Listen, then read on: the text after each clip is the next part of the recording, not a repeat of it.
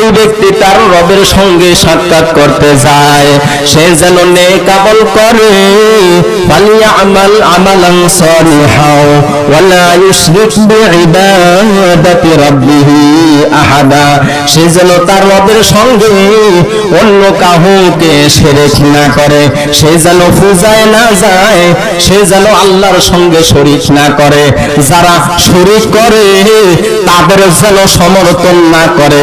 কারণ আল্লাহ পাক তার কোরআনের ভিতরে বলেন, ইন্না শিরকা লাযুলমুন আযীম, নিশ্চয়ই শিরক করা হলো বড় জুলুম। আল্লাহ, যে আল্লাহ আপনাকে সৃষ্টি করলেন, আমাকে সৃষ্টি করলেন, যে আল্লাহ আসমান সৃষ্টি করলেন, জমিন সৃষ্টি করলেন, ওই আল্লাহ আসমানকেও একদিন ধ্বংস করিয়া দিবে, ওই আল্লাহ জমিনকেও একদিন ধ্বংস করিয়া দিবে। আপনাকে আমাকে এই পৃথিবীতে আল্লাহ পাক পাঠাইলেন জীবন দিয়া, জীবন দিয়া আপনার আমার জীবনকে শেষ করিয়া দিয়া পৃথিবীর জীবন থেকে আপনাকে আমাকে পরকালে পাঠাইয়া দিবে। তবে একটা কথা নলেজে রাখতে হবে, কি কারণে পৃথিবীতে আল্লাহ আপনাকে পাঠাইলেন, আপনি আমি কি করতেছি, ফলাফল কি হবে কেউই জানে না। নিঃশ্বাসের বিশ্বাস করিয়া সুন্দর বাড়ি করলাম, হঠাৎ করিয়া জীবনের শেষ বিদায়ের ঘন্টা বাজিয়া গেল, এই সুন্দর বাড়িঘর রাখিয়া ওই খোকন গাজী বেলাল হোসেন খোকন গাজীর মতো অন্ধকার কবরে শুয়ে থাকা লাগবে।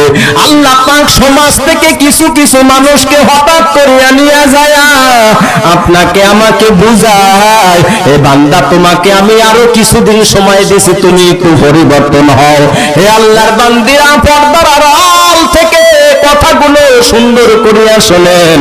হঠাৎ করে একজন মহিলা ইন্তেকাল হওয়ার পর আপনাকে আমাকে মেসেজ দিতেছে যে আপনি আমি একটু পরিবর্তন হইয়া পরকালের প্রতি দাবিত হই। নিঃশ্বাসের বিশ্বাস করিয়েন না, কারণ নিঃশ্বাসের বিশ্বাস করিয়া আমরা জাগা জমিন করি, নিঃশ্বাসের বিশ্বাস করিয়া দেওয়াল দিয়া ঘর করি, দালান করিয়া বিল্ডিং করিয়া ঘর করি, সাবার করি।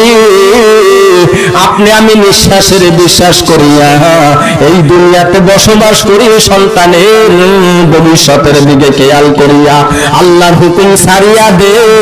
তবে আজকে থেকে মনটাকে নরম করিয়া আল্লাহর প্রতি মহাব্বত রাখিয়া নিজের জন্য কিছু করিয়া যাইবে, কারণ নিঃশ্বাসের বিশ্বাস নাই। যেই বেলাল হোসেন খোকন গাজী যোগ দোকানকে সুন্দর করিয়া গোছাইল, পরিষ্কার পরিচ্ছন্ন করিয়া, বিকালে একজন লোককে তার দোকান থেকে সরাইয়া নেওয়ার জন্য বলল, ওই বেলাল হোসেন খোকন গাজী গোসল করিয়া ঘরে ওঠার আগে তার জীবন শেষ হইয়া যায়। সেই সমাজের মানুষটা তার আমার সঙ্গে চলাফেরা করত, দৈনিক তার সঙ্গে দেখা হইত। মানুষ দুনিয়াতে নাই, কিন্তু মানুষটার আলাপ ব্যবহার আচার আচরণ, মানুষটার নামাজ রোজা আল্লাহ রাসূল সব কিছু মানুষ নিয়ে আলোচনা করে, উজু সহকারে তার মৃত্যু হয়। আমি শুনতে পাইলাম বেলাল হোসেন খোকন গাজীর মৃত্যুটা কালিমা পড়তে পড়তে হইল। আমি আমার মাদ্রাসার মাহফিলের ভিতরে 4 বছর আগের যে মাহফিলটা করলাম, ওই মাহফিলের ভিতরে অনেক শ্রোতা ছিল। আজকে আমি সেই মাহফিলে উঠে ফেসবুকে যখন আপলোড দিতে গেলাম, দেখলাম ওই সিটুর ছবি মাহফিলের প্যান্ডেলের ভিতরে বসা অবস্থায়। ওই সিটুরে চেনেন কিনা জানি না, ওই সিটু মারা গেল জোয়ান মানুষ। ওই জোয়ান মানুষটা দুনিয়াতে আপনার আমার মতো থাকিয়া অনেক আশা ভরসা করেছিল, তার 3টা ছেলে দুনিয়াতে বেঁচে আছে। হঠাৎ করিয়া জীবনের শেষ ঘন্টা বেজে গেল, এই দুনিয়া ছাড়িয়া অন্ধকার কবরে চলিয়া গেল। ওই অন্ধকার কবর সব বিশুর ঘর, ওই অন্ধকার কবর পোকামাকড়ের ঘর। ওই ঘরে সাথী নাই, বাতি নাই, বিছনা নাই, জানালা নাই, দুয়ার নাই। ওই ঘরের ভিতরে অন্ধকার।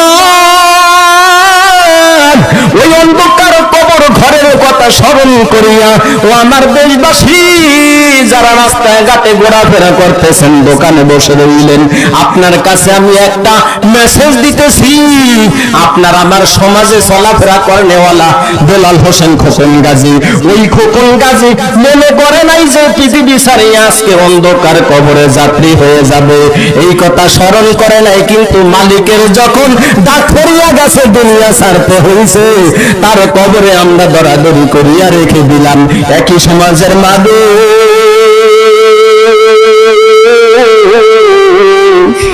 সে দুনিয়া ছাড়িয়া অন্ধকার কবরে শুয়ে রইল। আল্লাহ পাক আমাকে আপনাকে দুনিয়াতে বাঁচায়া রাখলো। আল্লাহ পাক আপনাকে আমাকে দুনিয়াতে বাঁচায়া রাখলো। যে আল্লাহ আপনাকে আমাকে বাঁচায়া রেখেছেন, কি সারা বছরের জন্য না, কিছুদিনের জন্য বাঁচায়া রেখেছেন, কিছুদিনের জন্য বাঁচিয়ে রেখেছেন। এই কথাটা স্মরণ করিয়া রাতের বেলা মাতার সঙ্গে বালিশটা থাকা অবস্থায় ওই অন্ধকার কবরের কথা স্মরণ করবেন, ওই কবর মৃত্যুর কথা স্মরণ করবেন, ওই জাহান্নামের কথা স্মরণ করবেন, জান্নাতের কথা স্মরণ করিয়া দুই ফোঁটা চোখের পানি ঢালাইয়া দিবেন। আল্লাহর হাবিব ডাক দিয়া বলেন, ও আমার সাহাবীরা, তোমরা দুইটা বিষয়কে ভুলিয়া যাবে না। একটা হলো জান্নাত, আর একটা হলো জাহান্নাম। এই দুইটা বিষয়কে তোমরা ভুলিয়া যেও না। একটা হলো জান্নাত, আর একটা হলো জাহান্নাম। হয়তোবা তোমার কপালে জান্নাত আছে, না হয় তোমার কপালে জাহান্নাম আছে। তবে জান্নাতের কাজ করাইয়া আল্লাহ পাক জান্নাতীদেরকে জান্নাতে নিবে, জাহান্নামের কাজ করাইয়া জাহান্নামীদেরকে জাহান্নামে নিবে। তবে মুসলমান যারা আমরা এই ভোলার জমিনে আছি, মাহফিলের শব্দ যার কানে যায়, তার কাছে আমার আকুল আবেদন, আপনাকে যেহেতু আল্লাহ তাআলা বিবেক নামে একটা আদালত দিয়া দিলেন, ওই বিবেক দিয়া বিবেক খাটাইয়া আপনি জান্নাতের রাস্তায় চলতেছেন না জাহান্নামের রাস্তায় চলতেছেন। আপনার কাছে আমি একটা প্রশ্ন রেখে দিলাম, বেলাল হোসেন খোকন গাজী যে দুনিয়া ছাড়িয়া অন্ধকার কবরে শুয়ে রইল, সে যদি আমলি করে তার কবরে কি আমলি গেছে? সে যদি বিএনপি করে তার কবরে কি বিএনপি গেছে? সে যদি জামাত ইসলাম করে তার কবরে কি জামাত ইসলাম গেছে? আমলিক যায় নাই, বিএনপি যায় নাই, জামাত ইসলাম যায় নাই। ওই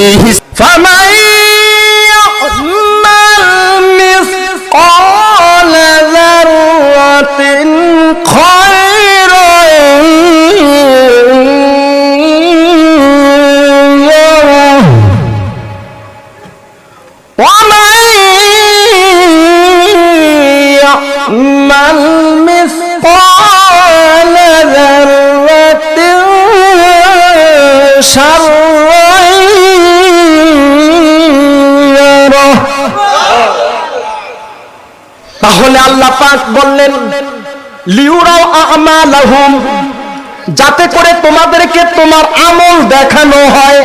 আমল কম হোক বেশি হোক, আমল ছোট হোক বড় হোক, একদিন না একদিন দেখানো হবে। আপনি যে ফরজ নামাজের সঙ্গে 2 রাকাত নফল নামাজ আদায় করেন, সেই আমলটাও আপনার সামনে বাসিয়া উঠবে। আপনি যে সালাম দেন সেই আমলও বাসিয়া উঠবে। আপনি যে ভালো কথা বলেন সেই আমলও বাসিয়া উঠবে। আপনি যে মানুষকে দান সদকা করতেছেন, মসজিদে দিতেছেন, কষ্টে থাকার পরও সেটাও কিন্তু বাসিয়া উঠবে। লিউরাও আমালাহুম, যাতে করে মহান আল্লাহ আপনাকে আমাকে আমলগুলা দেখায়া দেয়। ফামাই আমাল মিসকালা যাররাতিন খায়রান ইয়ারা। সুতরাং আল্লাহ পাক যাররা পরিমাণও আমল দেখায়া দিবে। এ যুবক ভাই, এ বৃদ্ধ বাবাজি, ছোট বাচ্চাদেরকে কন্ট্রোল করতে হবে, কারণ কথার ভিতরে কথা আসলে একটু সমস্যা সৃষ্টি হয়। ওয়াতুকাল্লিমুনা আইদিহিম ওয়া তাশহাদু আরজুলুহুম বিমা কানু ইয়াকসিবুন।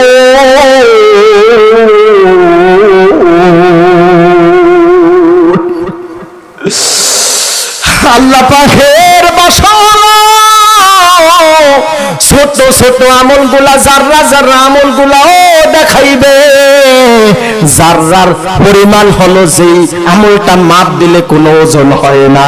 অর্থাৎ একটা উদাহরণ আপনাকে বোঝানো যায়, যখন আপনি আমি গোসল করিয়া এইভাবে আপনি আমি গোসল করার পর লুঙ্গিটাকে ধুইয়া চিপিয়া যখন বাড়ি দেই, দেখবেন অনেকগুলো ধোয়ার মতো পানি উড়িয়া যায়, ওগুলাকে জাররা বলা হয়।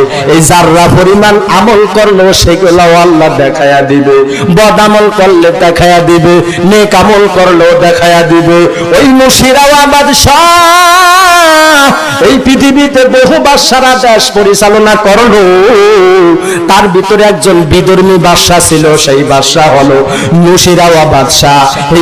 সেই বাদশা বহু আগে দুনিয়া ছাড়িয়া চলিয়া গেল, কিন্তু তার দেশের লোকদের প্রতি ইনসাফ করার কারণে গোলেস্তা কিতাবের ভিতরে তার নামটা উল্লেখ করা আছে। जिंदा आस्त नाम मुशीराबाद, घर से बसे गुजास्त के नुशीरावा न माना, आफिर नशारा के सफर दंद जीरे खाक, खाका सुना बखुरात काजू इस्ते खावा न माना। নুশিরাওয়াবাদ বাদশা বহু আগে মরিয়া গেল, তার নামটা গোলেস্তা কিতাবের ভিতরে লিখিয়া দিল গো। ওই নুশিরাওয়াবাদ বাদশার গোস্ত নাই, হাড্ডিও মাটির সঙ্গে মিশিয়া গেল। ওই নুশিরাওয়াবাদ বাদশা ইনসাফ করার কারণে মহান আল্লাহ তার নামটা এখনো পৃথিবীর বুকে বাকি রাখলো। এই দেশের ভিতরে বহু লোকের সঙ্গে আপনি আমি চললাম, তিনি যদিও মুরব্বী ছিল, হঠাৎ করে ইন্তেকাল হয়ে গেল। এই কবরের ভিতরে তাকে মাটি দেওয়া হলো। এই কবরের ভিতরে যখন মাটি দিল, বহু বছর পর নদীতে ভাঙ্গিয়া হাড্ডি দেখি দেখা যায়, ওই হাড্ডি গুলা পড়িয়া রইছে।